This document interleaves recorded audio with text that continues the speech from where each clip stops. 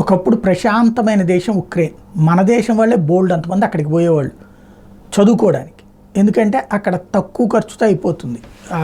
Doctor degree ఓ 25-30 లక్షల రూపాయలతో అయిపోతుంది, 5 ఏళ్ళు కూడా. తిండి గిండి అన్నీ గడిచిపోయి ఆ తర్వాత మనం ఇక్కడికి వచ్చి పరీక్ష రాసుకోవాలి. ఇంజనీరింగ్ ఇవన్నీ కూడా అక్కడికి వెళ్ళి చదువుతుండేవాళ్ళు.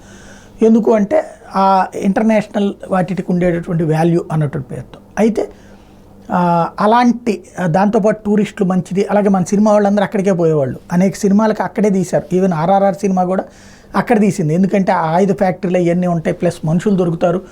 ఆ లుక్ ఉన్నటువంటి వాళ్ళు, అంతర్జాతీయ విలన్లుగా చూపించాలనుకున్న వాళ్ళు అక్కడ దొరుకుతారు. మంచి సినిమాకి కూడా బోల్డ్ అంత ఉండేది, దాంతో వాళ్ళు పోతుండేవాళ్ళు. అట్లాంటి దేశం కాస్త ఒక్కసారి సర్వనాశనం అయి కూర్చుంది. ఏంటయ్యా అంటే రష్యాని కవ్వించింది, రెచ్చగొట్టింది. రష్యా కొట్టిన దెబ్బతో బిత్తరపోయింది. ఇప్పుడు ఉక్రెయిన్ తాజాగా మనుషులు కూడా లేరు, అనేక మంది లొంగిపోవడం లేదా చనిపోవడం జరిగింది ఉక్రెయిన్ సైన్యం. ఇప్పుడు ఇతర దేశాల్లో వాళ్ళు వచ్చి ట్రైనింగ్ ఇవ్వడానికి సిద్ధంగా ఉన్నారు, కానీ సైన్యంలో చేరడానికి జనం సిద్ధంగా లేదు.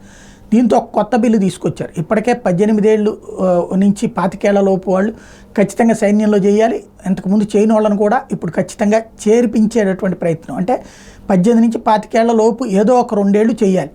కాబట్టి వాళ్ళు చాలామంది తర్వాత యుద్ధం అయిపోయాక చేద్దాం అనుకుంటున్నారు. లేదు, బలవంతంగా ఇప్పుడు వాళ్ళందరినీ తీసుకొచ్చి ట్రైనింగ్ ఇచ్చేటట్టు. అట్లాగే మరికొంతమంది యువత ఖచ్చితంగా సైన్యంలో చేరాల్సిందే అనేటువంటిది, వాళ్ళకి ఎంతని జీతం ఇస్తాం అని చెప్తా. అది చట్ట ప్రకారం ఒకవేళ అట్లా చెప్పి చేరకపోతే గనక క్రైమ్ కింద ఉద్దేశించినటువంటి ఒక కొత్త చట్టాన్ని మీదన జెలెన్స్కీ సంతకం పెట్టాడు. ఇది మరి ప్రజలు ఎలా స్వీకరిస్తారో చూడాలి.